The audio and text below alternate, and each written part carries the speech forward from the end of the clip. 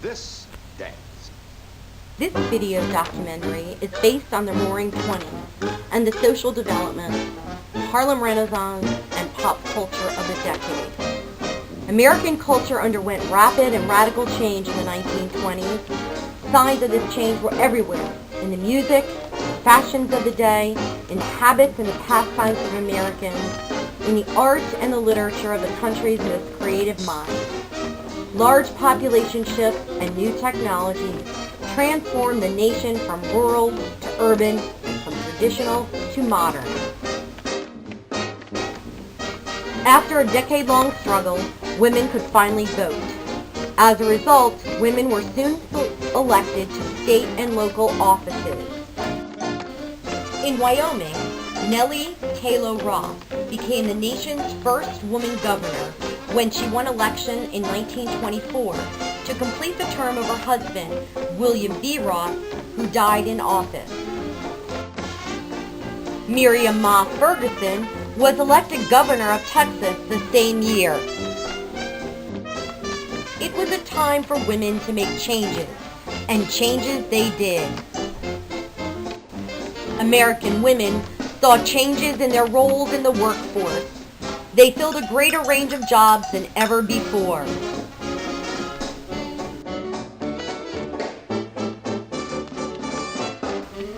One popular image that reflects many of the changes affecting women in the 1920s was the flapper.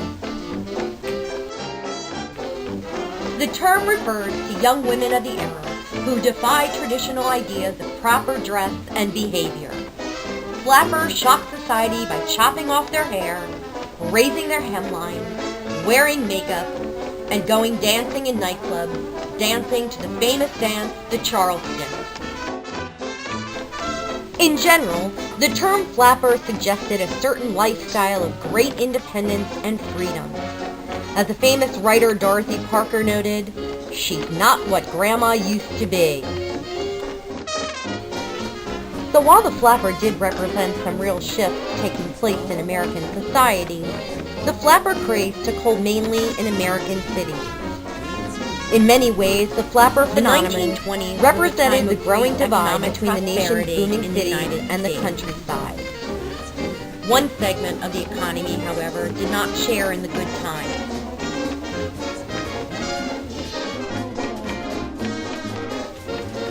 Farming took a hard hit in post-World War I. Hard times in agricultural contributed to a loss of a rural population, as people sought jobs in the cities. More Americans were living in urban areas than in rural areas. 3/4 of all workers worked somewhere other than a farm. The rise of the automobile also helped shift the geographic borderline between rural and urban America. As more rural people acquired cars, the distances that once separated them from the cities shrank. The shift from a mostly rural America to a mostly urban one was highly significant. Americans were living in larger communities. This population change also produced important shifts in values.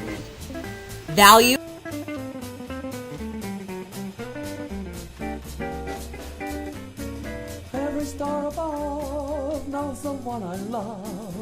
Sweet Sue, it's you. Urban and rural America differed significantly in the kind of values that were dominated in those places. In the minds of some people, rural America represented the traditional spirit of the nation: hardworking, self-reliant, religious, and independent. Cities, on the other hand, represented changes that threatened those values.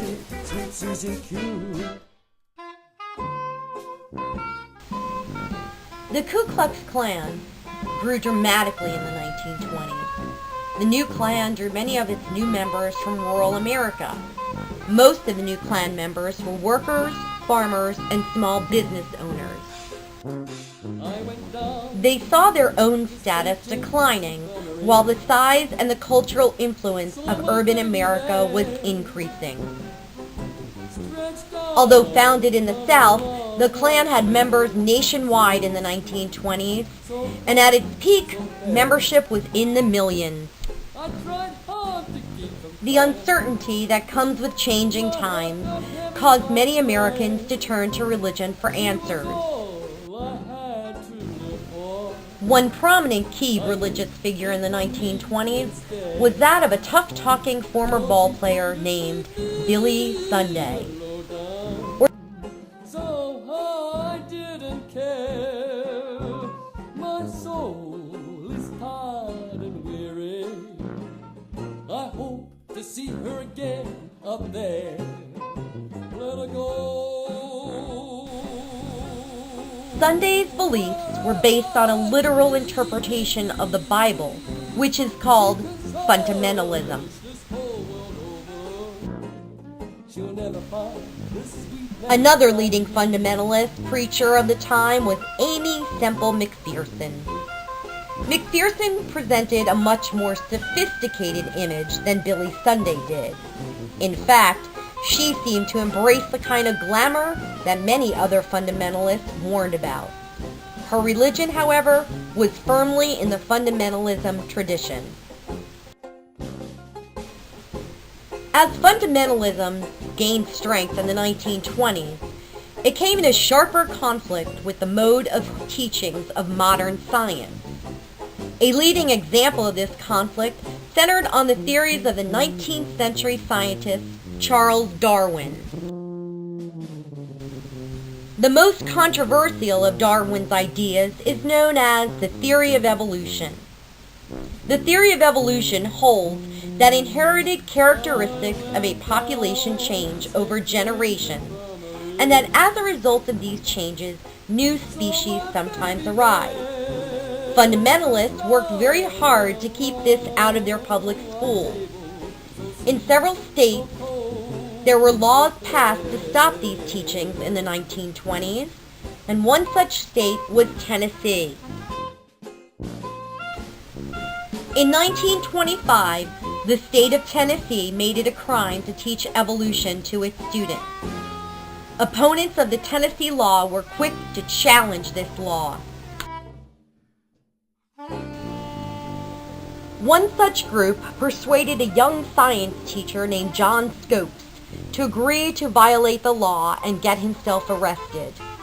This would set the stage for one of the most dramatic trials in our American history. Two distinguished, colorful lawyers who squared off against one another.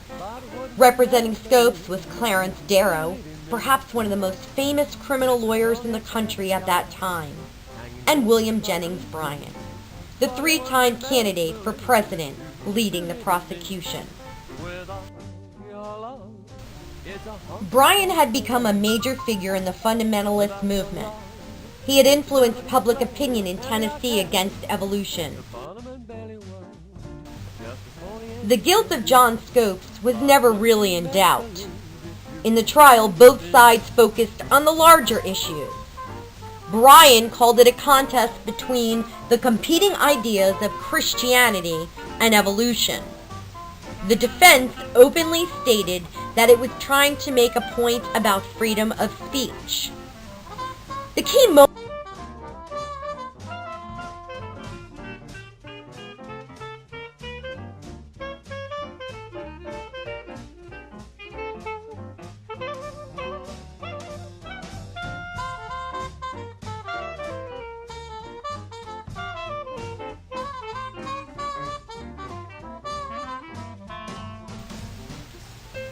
if I'm not able to explain it, I will accept it. The trial ended as expected with Scopes' conviction. He was fined $100. The Tennessee law remained in place until the 1960s. Prohibition was a nationwide constitutional ban on the sale, production, importation, and transportation of alcoholic beverages that remained in place from 1920 to to 1933. Prohibition was mandated under the 18th Amendment to the United States Constitution. Prohibition began on January 17, 1920. Although it was highly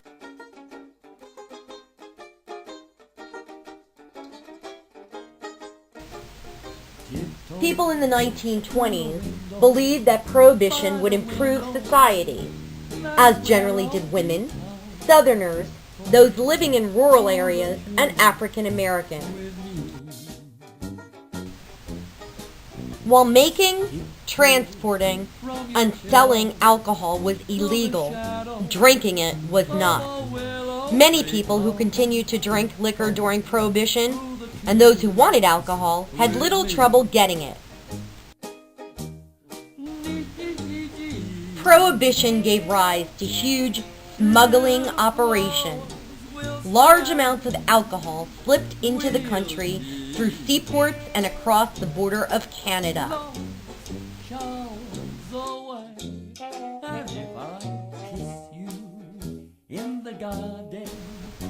Newspaper headlines followed the high drama of the hunt for bootleggers, or liquor smugglers. Bootleggers came from the slang term for smuggling items inside the boot. These men were highly skilled at avoiding capture. In addition to smuggling liquor, many people simply made their own illegal alcohol using homemade equipment.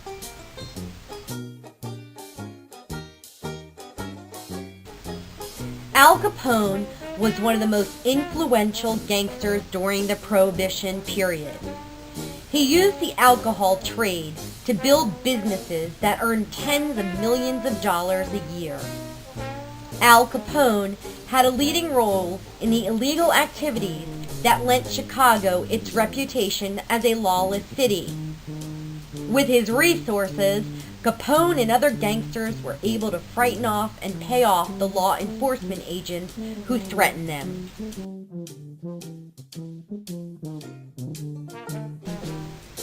Under the 1920s Prohibition, those with ties to organized crime commonly operated speakeasies. A speakeasy was a liquor establishment where alcoholic beverages were sold and consumed during Prohibition. To order alcohol without drawing attention or raising suspicion, bartenders asked customers to remain quiet and speak easy.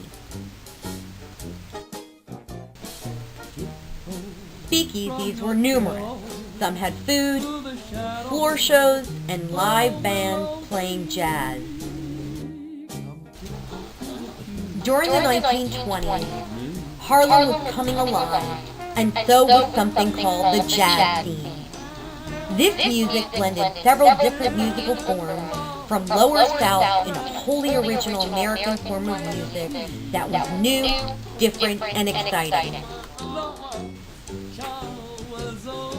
Jazz could be heard in nightclubs, and while a jazz song might start with a melody or a theme, much of the music was improvised or composed on the spot. Jazz could be slow and easy to dance to, or it could be fast. In short, jazz was not defined by clear rules, but rather by its spirit and creativity. As the legendary great Louis Armstrong said, "Man, if you have to ask what it is, you'll never know." Louis Armstrong was a leading performer on the Harlem jazz scene, which was centered at clubs such as the Savoy Ballroom and the Cotton Club in New York City.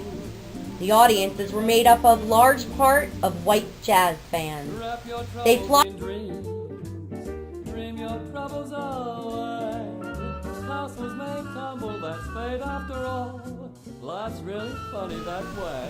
Cab Calloway, composer the Duke Ellington, Fats Waller, always follows the rest. and the great blues singer Bessie Smith, and many more. The American people have always sought ways to entertain and inform themselves. In the 1920s, new media created whole new types of entertainment. One driving force was the development of the radio. During the 1920s, this device went from being a little-known novelty to being a standard equipment in the American home. Movies were another form of mass entertainment that exploded in popularity during the 1920s. There were many factors that explained this development. One was the change in the type of films available to viewers. In early years, most movies were short, simple pieces. One of the most important movie innovations of the 1920s was the introduction of the film to sound. In 1927, filmgoers watched in awe and amazement as actor Al Jolson appeared on screen, moved his lips to speak, and the words, "You ain't heard nothing yet," come from his mouth. That sentence was only one of the few spoken lines of dialogue in the film, The Jazz Singer, which opened at Warner's Theater in New York City. The movie included many songs and the traditional on-screen printed explanation of events, but the talkie had arrived. The Jazz Singer was a huge success and made millions of dollars for its producers. It helped change the movie industry forever. The movie star. The public responded with enthusiasm. One of the brightest stars of the 1920s was the silent film actor Charlie Chaplin. Millions loved his signature character, a tramp with ragged clothes and a derby hat. Another kind of hero emerged during the 1920s. These heroes allowed for new technology advancements for Americans to travel overseas more quickly. On May 21st, 1917, a small single-engine airplane touched down on an airfield in Paris, France. In the cockpit was a lone pilot, Charles A. Lindbergh. 33½ hours earlier, he had taken off from muddy airfield in New York on a non-stop flight across the Atlantic Ocean.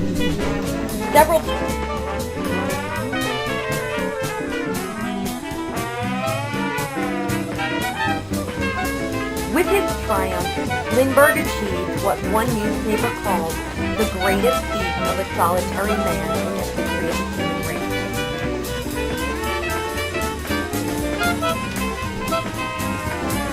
A little over a year after Lindbergh's famous death, Amelia Earhart became the first woman to fly across the Atlantic.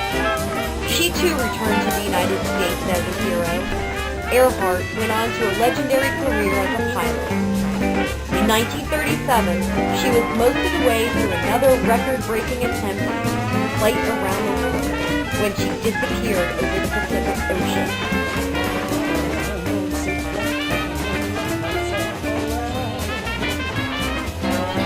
The American people's fascination with movie stars and heroes was matched in the 1920s by their devotion to sports. We're going to read the following about some of the old-time favorites of sports. Baseball, considered the most popular sport during the 1920s, soon became known as America's pastime. Players and teams such as Babe Ruth and the New York Yankees were raised the pedestal of comparison.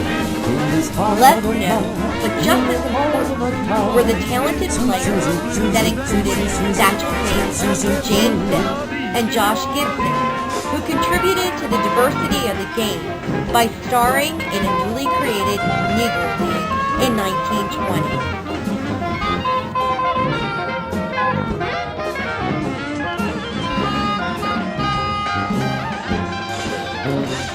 Another popular sport during the 1920s was football.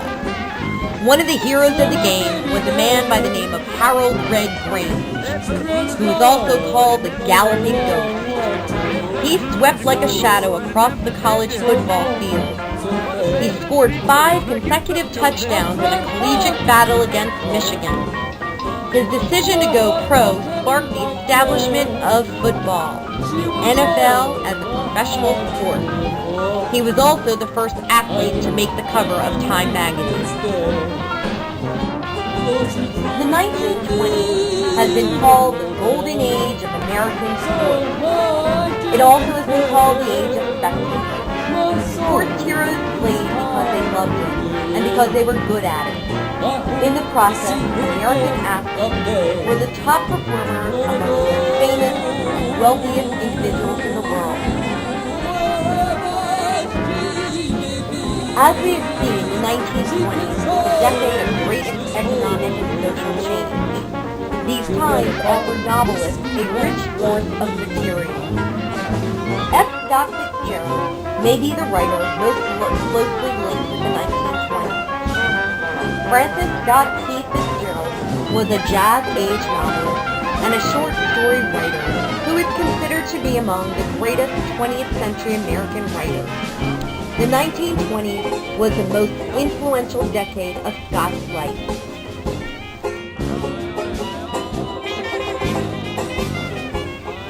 His works include short stories such as Bernice Bobs Her Hair, which helped to create the image of the flapper. Tales of the Jazz Age, his second short fiction collection, published in 1922, meld Fitzgerald's fascination with wealth with an awareness of a larger world, creating a subtle social critique.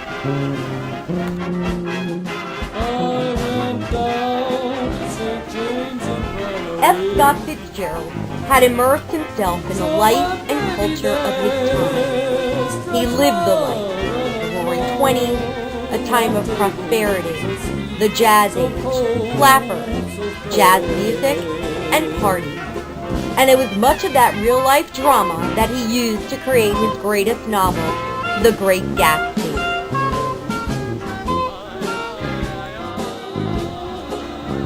The 1920s heralded a dramatic breakthrough between America's past and future.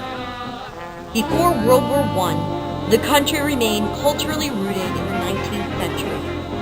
But in the 1920s, America seemed to break its wistful attachments to the recent past and usher in a more modern era. The most vivid impressions of that era were flappers and dance halls, radio empires, automobiles, prohibition, speakeasies, the movies, novelists, and the jazz era. The country was confident and rich. But the 1920s were an age of extreme contradiction. The unmatched prosperity and cultural advancement was accomplished by intense social unrest and reaction. America stood at a crossroads between innovation and tradition. Many Americans were looking boldly ahead, but just as many were gazing backward to cherish memories of a fabled national innocence. And I leave you with this.